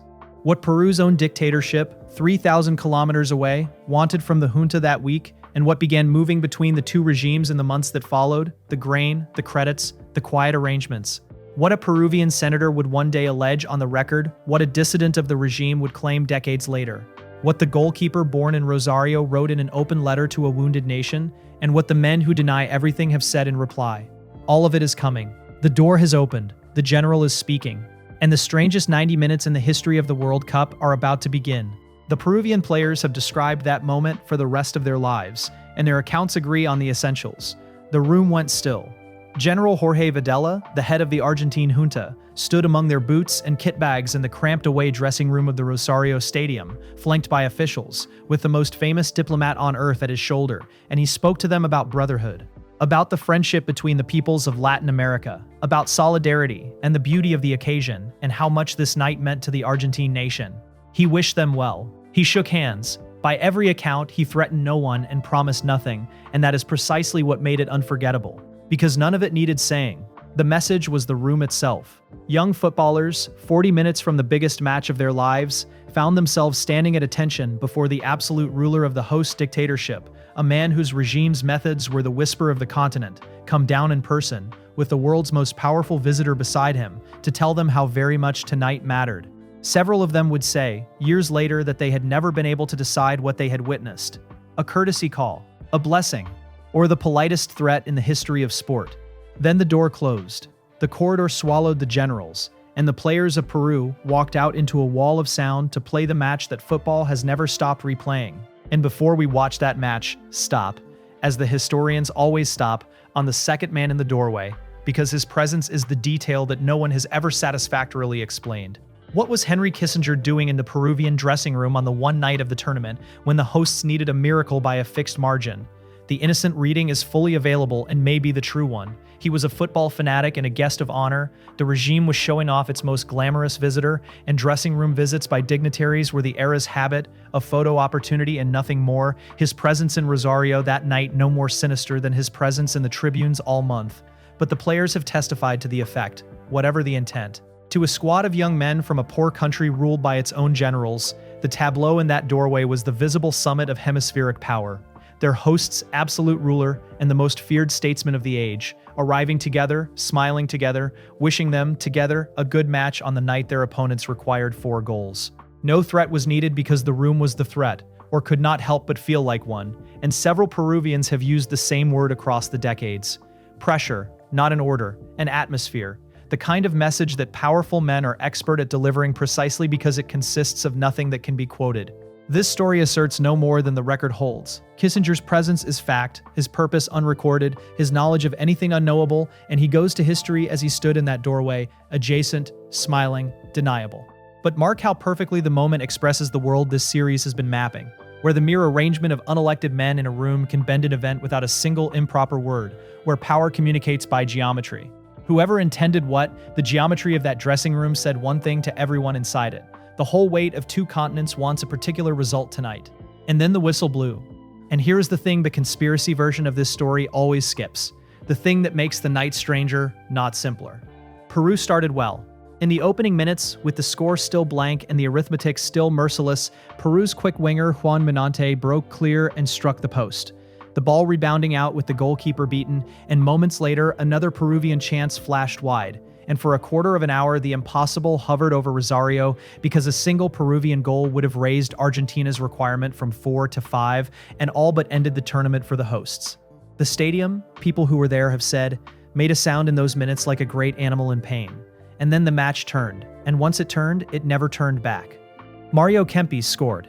Alberto Tarantini scored. 2-0 at the interval, halfway to the number, and in the second half the Peruvian resistance did not so much break as evaporate. Kempes again. Leopoldo Luque. René Hausmann. Luque again. 6-0, the exact catastrophe assembled goal by goal in front of a delirious crowd. Peru barely mustering an attack across the entire second half. The goalkeeper born in this very city picking the ball out of his net 6 times as the noise fell on him like weather. The final whistle confirmed it.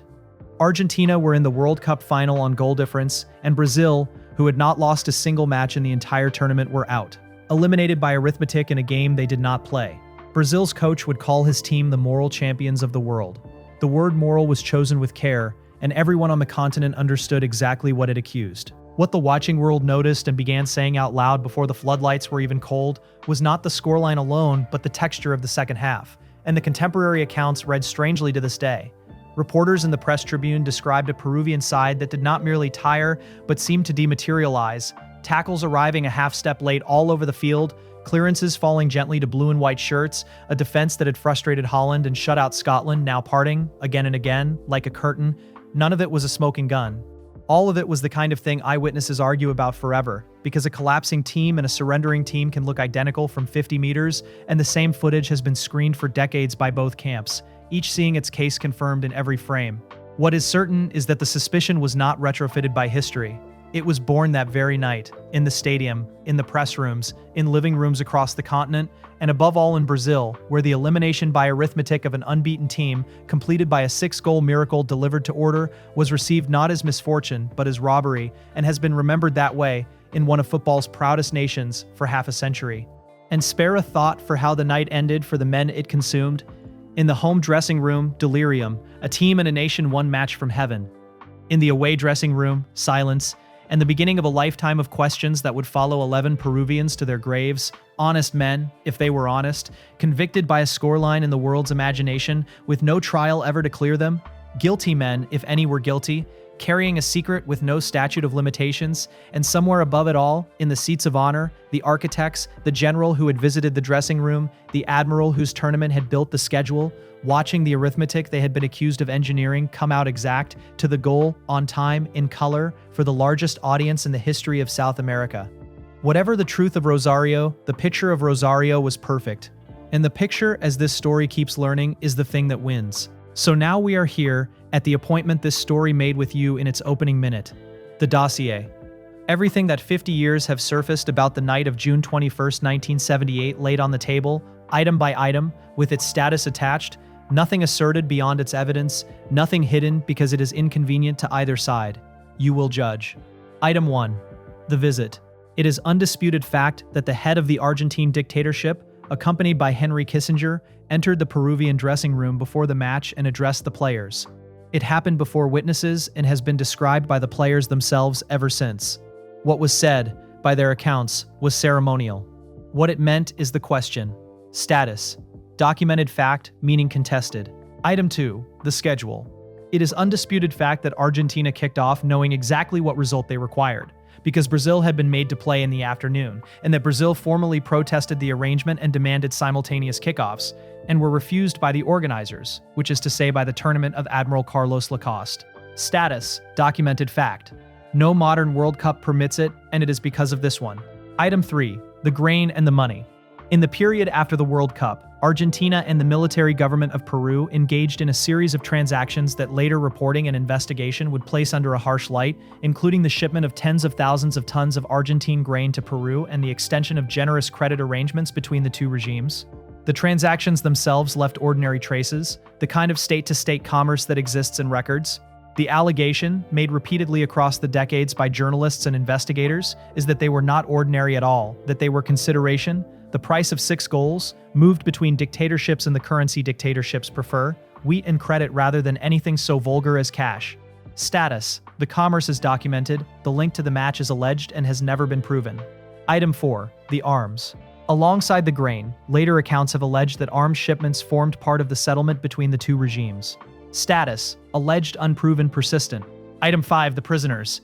This is the darkest item on the table, and it arrived late. Decades after the tournament in 2012, an elderly Peruvian statesman named General Ledesma, who had been an opposition figure under Peru's own military government, gave sworn testimony in connection with legal proceedings about the coordinated repression the South American dictatorships ran together in those years.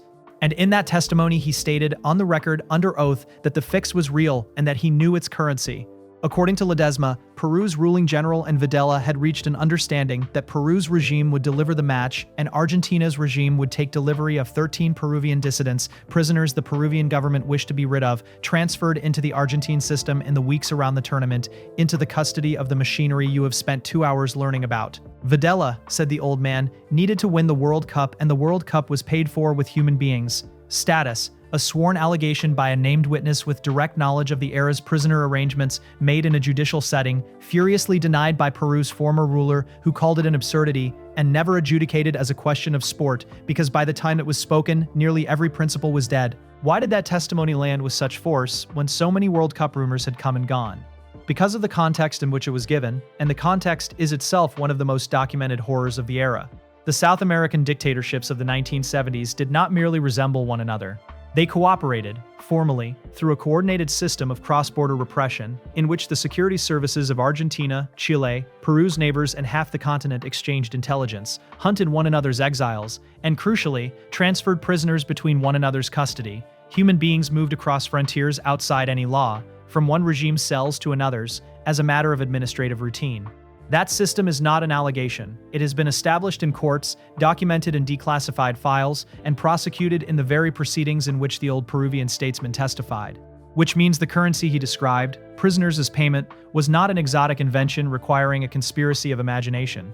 It was the ordinary money of the dictatorship's dealings with each other, in circulation that exact season, and his claim amounted to saying that one more transfer, of 13 sols, had been booked against an unusual account. The mechanism was real. Whether this particular transaction occurred is the part that remains testimony. And fairness requires the denial in full. Peru's former military ruler, confronted with the claim in his extreme old age, rejected it absolutely, called the story senseless, noted that he was himself no lover of the Argentine junta, and asked why a head of state would sell a football match, and no document contradicting him has ever surfaced. He died with his denial intact, as Videla died with his silences, as Lacoste died with his fog, and the 13, if they existed as the testimony described, vanished into the same darkness as the 30,000.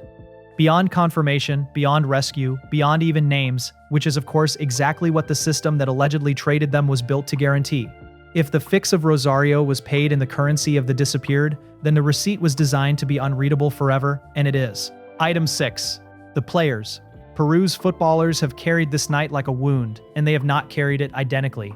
The great Teofilo Cubillas, the team star and one of the finest players of his generation, has denied any fix all his life, with a consistency and a fury that deserve to be weighed, and most of his teammates have denied it with him. The goalkeeper Ramon Quiroga, the Rosario-born keeper beaten 6 times in his home city, was so pursued by insinuation that he published an open letter to the Peruvian nation defending the honor of the team, a document of wounded dignity that has become part of the tournament's literature. And against them stands the testimony of one of their own, the midfielder Jose Velasquez, who declared in later interviews that the match had indeed been surrendered, that a number of his teammates had been bought, that he had been substituted because he would not join it, claims his teammates have rejected with contempt. Status: the men who were on the pitch contradict one another irreconcilably, and at least some of them, whichever some it is, are not telling the truth. Item 7. The football. And here this story must give the innocent explanation its full strength, because it exists, and honest juries hear the defense. Peru had already qualified from their first-round group with style and had nothing concrete to play for in Rosario. Their squad was thin, their legs were old in key positions, and they had faded badly in their 2 previous second-round matches, conceding freely to Brazil and Poland before ever reaching Argentina. They struck the post at 0-0, which fixed teams do not generally do. Argentina, meanwhile, were a genuinely superb attacking side playing the match of their lives in a hurricane of national desperation, in front of a crowd whose pressure visiting players have described as physically frightening. Kempes was unplayable that night by any standard. Collapses happen in football. 6-goal margins happen. The entire result is explicable, just barely, without a single crime, and some sober historians of the game believe exactly that. Status, possible, argued in good faith, and forever unfalsifiable. That is the table. A documented visit that needed no words. A documented schedule built by the Admiral's tournament. Documented commerce between 2 dictatorships, with an alleged purpose. A sworn account of human beings used as payment. Players calling one another liars across 50 years. And a football explanation that cannot be killed and cannot be crowned. No order has ever surfaced. No payment record. No confession from any principal. The whole remains at the center, ringed by facts, exactly as promised. What you believe happened in Rosario will depend on what you believe about the men you have met in this story, about a regime that manufactured silence as policy, about a tournament organizer who left no footprints, and about a machine of world sport that had organized itself never to ask. The jury has been out for 50 years. You are on it now. And there is one final item that belongs on the table, though it is not a piece of evidence about the match. It is a piece of evidence about the world, and it may be the most damning entry of all. In 50 years, no institution with power has ever formally investigated the night of Rosario. Not once. Consider who could have. The government of Argentina was the accused, and then, after democracy, had dictators to try and graves to find, and a beloved title its wounded nation could not bear to reopen. The government of Peru was the other accused. The press did what the press could, and the journalists who kept this story alive across the decades deserve every honor, but journalists can only surface. They cannot subpoena. Which leaves the one institution whose entire reason for existing is the integrity of this exact competition. The owner of the tournament, the keeper of the game, FIFA. And FIFA's response to half a century of documented visits, protested schedules, sworn testimony, and warring eyewitnesses has been a silence so complete it constitutes a policy. No inquiry, no commission, no report, not in 1978, not when the sworn testimony surfaced decades later, not ever. By now, 2 stories deep into this machine, you do not need the silence explained, but say it once anyway, plainly. The organizer of the tournament under suspicion became a vice president of the institution that would have had to investigate him, seated beside a president who would one day be named as his personal lender. The machine could not investigate Rosario for the same reason a bank cannot audit its own vault with the burglars on the board. And so the greatest open question in the history of the World Cup was left, permanently, to amateurs, to old men's testimonies and journalists' patience and the arguments of fans, while the institution holding every power of inquiry looked at 50 years of smoke and declared, by its perfect stillness, that it saw no reason to check for fire. Remember that stillness. It is not a footnote to the mystery of Rosario. Structurally, it is the answer to it, the reason the case could never close, and it was built by the men you have already met. 4 days later came the final, and the final had its own dark theater. Argentina against Holland, the great orange side of the departed Cruyff, in the Riverside Stadium, a 15-minute walk from the cells, on a field ankle-deep in ticker tape. The gamesmanship began before the anthems. The Dutch were kept waiting on the pitch, alone before 100,000 screaming Argentines, for long minutes while the hosts delayed their entrance, an old trick performed on the biggest stage on Earth. And when Argentina finally appeared, they immediately lodged a protest against the plaster cast on the arm of the Dutch winger René van de Kerkhoff, a cast he had worn through 5 previous matches without objection, forcing a further furious delay while it was rewrapped, a pantomime the Dutch understood perfectly and have never forgiven. The match itself was savage and magnificent. Kempes put Argentina ahead, Holland equalized late through the substitute Dick Nanninga, and then in the very last seconds of normal time, the ball fell to Rob Rensenbrink 6 yards from goal, and he stabbed it past the goalkeeper, and it struck the post. Centimeters. Centimeters from a Dutch World Cup, from the Junta's masterpiece dying in its own theater in the 90th minute. The width of paint kept the dictatorship's dream alive, and in extra time Kempes and then Daniel Bertoni broke Dutch hearts, 3-1, and the stadium detonated, and the month of engineered joy reached the exact image it had been built to produce.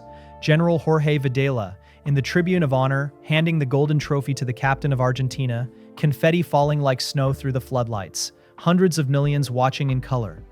The Dutch players, to their lasting credit, refused to attend the official celebrations that night. They took their silver medals and went home. And some of them have said since that they have never once regretted losing that final, because of whose hands they would have had to shake. Dwell for one moment on Rensenbrink's post, because entire histories turn on such centimeters. Had that stab shot in the 90th minute rolled 3 fingers to the left, Holland are champions of the world in the junta's own theater, the confetti falls on orange shirts, General Videla hands the trophy of his $700 million propaganda machine to the foreigners who despised him, and the masterpiece collapses into the most expensive humiliation in the history of spectacle, with consequences inside the regime, for the Admiral, for the Navy, for the whole architecture of the fiesta that can only be guessed at.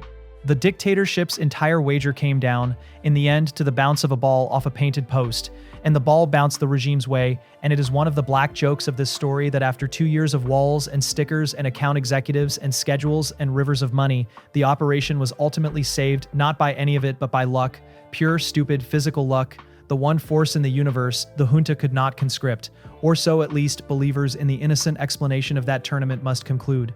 The other camp has always found the near miss strangely comforting, proof that the matches, whatever surrounded them, were real where it counted. Both camps stare at the same post. The harvest, either way, was immediate and total. The junta rode the triumph like a wave, the streets delivered the exact images the operation had been designed to produce, joy verifiable from orbit, and the regime's men made sure the lesson was drawn out loud, that a country so happy could hardly be the dungeon the exiles described. The stickers had their victory lap. The account executives filed their triumphant reports.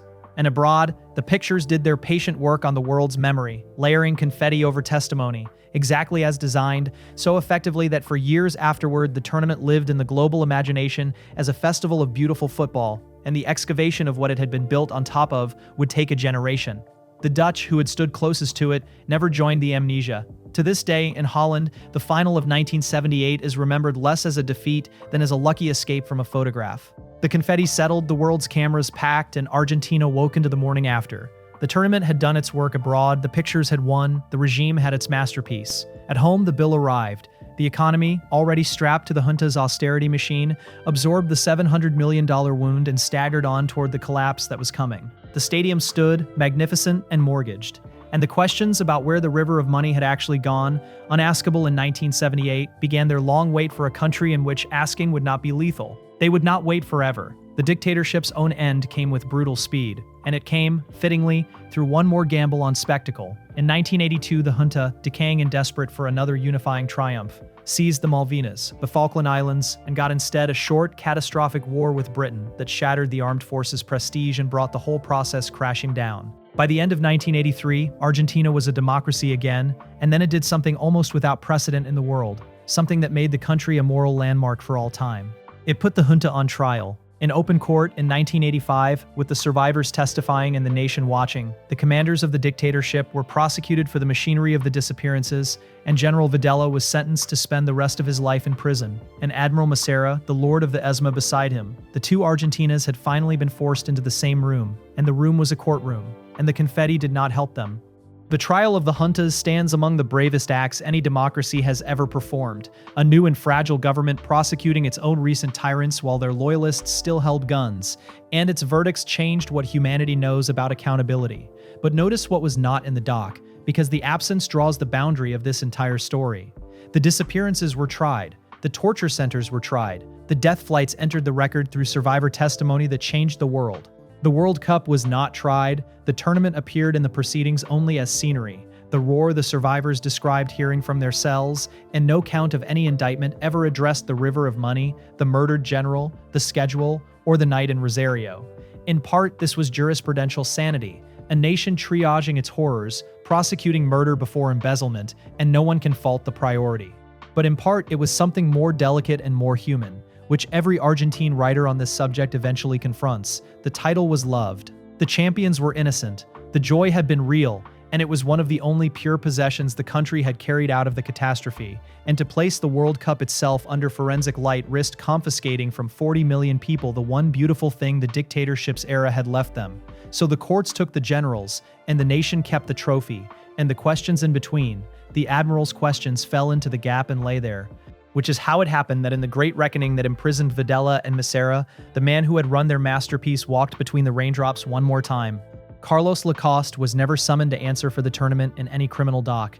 The closest the new Argentina came was to follow the money, and even there, as we are about to see, the fog held. The country that found the courage to try its dictators never quite found a way to audit its World Cup, and the failure was not cowardice, it was the design paying its final dividend, the fusion of the regime's crime with the nation's joy, so that no prosecutor could reach the first without wounding the second. He had built his fortune into the country's happiest memory. It was the safest vault on earth. In Carlos Lacoste, now comes the ending this story promised you would find hardest to believe, and it is time to keep the promise. While the junta he served marched toward its cliff, the Admiral of the World Cup was rising, not in Argentina, but above it into the stateless kingdom where this channel's previous story taught you power goes to become untouchable. Within a year of the final, Carlos Lacoste was elevated into the government of world football itself, taking a seat at FIFA's executive table and rising to become a vice-president of FIFA, one of the small circle of men who ran the world's game beside his friend and patron João Havelange. In 1980, the Olympic movement followed, and the organizer of the dictatorship's World Cup became a member of the International Olympic Committee, welcomed into the most exclusive club in world sport in the very season its new master, Juan Antonio Samaranch, another alumnus of another dictatorship, took the throne with the Dassler machine's blessing. Read those sentences again and mark the dates. The testimony about the ESMA was already circulating in the world's human rights reports. The mothers were already walking. It did not matter. The Admiral had delivered a World Cup, and the machine pays for delivery and asks nothing else, and it seated him among its lords while the regime he served still ran its night operations. Argentina itself then handed him the most surreal chapter of all. In December of 1981, as the junta devoured another of its own presidents in a palace struggle, the generals needed a caretaker for the presidential sash while the succession was arranged, a trusted, connected, reliable pair of hands. They chose Lacoste. And so, for 11 days at the end of 1981, the organizer of the World Cup, the officer from the unsolved general's shadow, the FIFA vice president, was the acting president of the Argentine nation, head of state of 40 million people, the fullest possible expression of everything this channel means by the unelected, a man holding the literal presidency of a country by appointment of a dictatorship. In between committee meetings of world sport, he handed the sash to General Galtieri, the man who would lose the Malvinas and return to his football. You could not invent him. No screenwriter would dare. Linger on those 11 days because history contains no purer image of everything this channel exists to document. For a week and a half, the government of a nation of 40 million and the vice-presidency of world football were the same set of shoulders. The man receiving ambassadors and signing the decrees of the Argentine state was the man who sat on FIFA's executive committee, and no one at either institution found the arrangement worth remarking on, because within the logic both institutions shared, it was not remarkable. It was the system, momentarily visible. The unelected power of the state and the unelected power of sport, whose courtship we watched through the boycott and whose marriage we watched at the opening ceremony, stood fused for 11 days in a single human being, and the world's response was silence, the same silence that had greeted the schedule, the spending, and the 6 goals. A photograph from those days, the Admiral at the presidential desk, deserves to hang beside the confetti of the final in every history of the era, the 2 faces of the same operation, the fiesta and the decree, the tribune and the throne. And when the sash passed on and the regime stumbled toward its war and its collapse, notice what the Admiral kept. The generals lost their commands, then their liberty, then their names, which became bywords. Lacoste lost nothing. The seat at FIFA remained. The membership of the Olympic Club remained, and he would keep his place among the 5 ringed princes for years, attending the sessions, voting on the games of mankind, a colleague in good standing of the kings and industrialists and party men who populate that strangest of all clubs. Long after the dictatorship that made him had been tried and buried by its own nation, his country repudiated the regime he served. World sport never repudiated him for a single day. 2 verdicts on the same career, from the 2 worlds he inhabited, and the contradiction between them is not a paradox to be resolved. It is a measurement, the exact distance between what a democracy demands of a man and what of accounting. Investigators turned at last to the World Cup's money and to the personal fortune of Carlos Lacoste, whose wealth, the properties and the assets accumulated across the years of the river, seemed remarkable for a naval officer's salary. He was investigated for illicit enrichment, and the defense he offered has entered the folklore of world sport, because among his explanations for the money, the Admiral cited personal loans from friends, and among the friends, he named João Havelange, the president of FIFA. Sit with that. Asked by a democracy where a dictatorship's World Cup organizer got his fortune, the Admiral pointed, in part, to the personal generosity of the President of World Football, and the President of World Football did not contradict him, and the 2 men remained close for the rest of their lives. The investigation, in the end, went the way every inquiry in this man's path had ever gone. It stalled, it narrowed, it sank into procedure, and it died without a conviction. And the Admiral kept his seat among the lords of the game. He had survived a murdered predecessor, a vanished budget, a fallen regime, and a democratic reckoning that imprisoned the dictators he served, and he had survived them all without ever once answering a question under oath that stuck. Carlos Lacoste died in Buenos Aires in 2004. In his bed, a retired vice president of FIFA, a former head of state, mourned in the notices of world sport, and never convicted of anything, anywhere, ever. The machine keeps its promises. You have heard that sentence before in this series. Here is its purest case. Step back and ask the question his career forces, the question that binds this story to the one before it. Why did world sport embrace him? Not tolerate, embrace, elevate, seat at its highest tables, within a year of the tournament with the testimony already circulating.